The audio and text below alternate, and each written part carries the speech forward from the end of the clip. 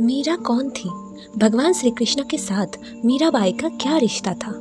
मीरा ने अपना पूरा जीवन कृष्ण दर्शन के लिए समर्पित कर दिया। आइए मीरा के बारे में विस्तार से जानते हैं। मीरा का जन्म सन 1498 में राजस्थान के एक राजपूत घराने में हुआ था। उनके पिता का नाम रतन सिंह और माता का नाम वीर कुमारी था। बचपन से ही मीरा श्री कृष्ण की बहुत बड़ी भक्त थी। एक बार की बात है, जब मीरा छोटी थी तब उन्होंने अपने घर के पास हो रहे एक विवाह को देख के अपनी माँ से पूछा था, माँ मेरा दूल्हा कौन होगा? उनकी माँ ने श्री कृष्ण की मूर्ति की तरफ इशारा करते हुए कहा, श्री कृष्ण तुम्हारे वर होंगे। इसके बाद से ही मीरा श्री कृष्ण को अपना स्वामी मान के उनके प्रेम में विलीन हो गई। कुछ समय बाद ही मीरा की माँ की मृत्यु हो गई।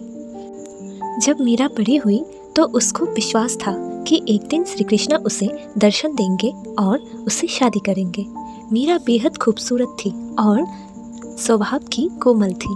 वो बहुत ही सुरीली आवाज़ में श्री कृष्ण की मधुर गीत गाती थी। लेकिन मीरा की शादी मेवाड़ की महाराजा संगा के पुत्र राणा संगा से हो गई। मीरा ये शादी नहीं करना चाहती थी, पर परिवार के जोर देने पर उन्होंने ये शादी मजबूरी में कर ली। शादी के बाद भी मीरा का श्री कृष्ण के प्रति प्रेम कम नहीं हुआ। विदाई के समय कृष्ण की वही मूर्ति अपने साथ ससुराल ले गई, जिसे उनकी माँ ने दूल्हा बताया था। शादी के बाद मीरा ससुराल के कामकाज पूरे करने के बाद रोज श्री कृष्ण के मंदिर जाया करती थी। वहां जाकर वो श्री कृष्ण की मूर्ति के पास घंटों बैठी रहती थी, श्री कृष्ण की पूजा करती थी, उनके लिए मधुर आवाज में भजन गाती थी और नृत्य भी करती थी। श्री कृष्ण के प्रति मीरा का ये प्रेम मीरा के ससुराल वालों को बिल्कुल पसंद नहीं था। उनकी सास ने उन्हें माँ दुर्गा की पूजा आराधना करने पर जोर दिया, क्योंकि उनके ससुराल वाले दुर्गा माँ की पूजा करते थे। लेकिन ससुराल वालों के श्री कृष्ण की आराधना से रोकने पर भी मीरा नहीं रुकी। मीरा ने ससुराल वालों से साफ कह दिया, मैं पहले ही अपना जीवन श्री कृष्ण के नाम कर चुकी हूँ। कुछ समय बाद मीरा की ननद उदाबाई ने मीरा को बदनाम करने की कोशिश की। उदाबाई ने अपने भाई राणा से कहा कि मीरा के किसी के साथ प्रेम संबंध है। उसने मीरा को उस व्यक्ति के साथ अपनी आंखों से देखा है। ये सुन के राणा बहुत ज़्यादा क्रोधित हो गए और आधी रात बहन के साथ मंदिर जा पहुँचे। मंदिर में मीरा को अकेले ही बातें करते हुए देखा।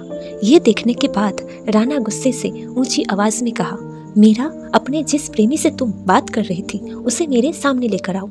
इसके जवाब में मीरा श्री कृष्ण की मूर्ति की ओर इशारा करके कहती है, ये मेरे स्वामी हैं, इनसे मेरा विवाह हो चुका है। ये सुनने के बाद राणा का दिल टूट जाता है, लेकिन फिर भी वो पूरी श्रद्धा से अपना पति धर्म निभाते हैं और आखिरी सांस तक मीरा का साथ देते हैं। कुछ समय बाद मीरा का देवर विक्रमादित्य चित्तौड़गढ़ के नए राजा बन गए।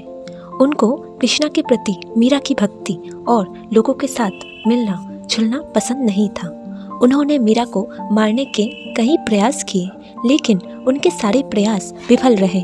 राजा ने फूलों के हार की एक टोकरी भेजी, जिसके अंदर जहरीला सांप था। मीरा ने जैसे ही टोकरी खोली तो उसने कृष्णा की एक खूबसूरत मूर्ति फूलों के साथ सजी हुई पाई। विक्रमादित्य ने मीरा को मारने के लिए प्रसाद में भी जहर मिला के भेजा।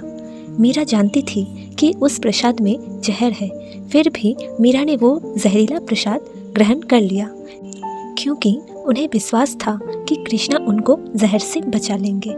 जब मीरा को मारने की कोशिश हद से ज़्यादा बढ़ गई तो मीरा ने तुलसीदास को एक खत लिखकर उनसे उनकी राय मांगी।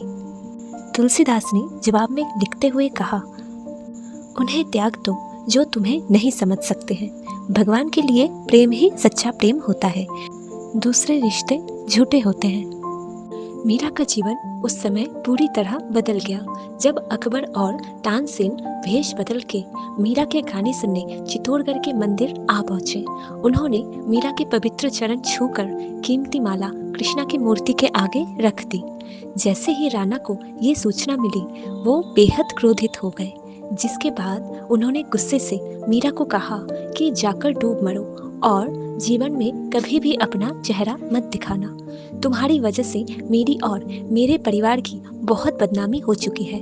तुमने हमें लांछित किया है। मीरा ने राणा की कही बातों का पालन किया और वो कृष्णा के ख्यालों में नाचते गाते नदी की तरफ बढ़ने लगी। जैसे ही मीरा ने नदी में कूदने की कोशिश की, पीछे से किसी ने उनके हाथ को थाम लिया और वो गिरने से बच गई। मीरा ने मुड़कर देखा तो अपने प्रेमी कृष्णा को पाया। कृष्णा खुद अपने पास देखकर मीरा को विश्वास नहीं हुआ और वो भगवान कृष्णा की गोद में बेहोश होकर गिर पड़ी। ये देखकर श्री कृष्णा मुस्कुराए और मीरा के कान में बोले, तुम्हारा जीवन नश्वर रिश्तेदारों के साथ समाप्त हो चुका है। अब तुम आज़ाद हो, खुश रहो। तुम मेरी हो और हमेशा मेरी ही रहोगी। इसके बाद मीरा वृंदावन चली गई।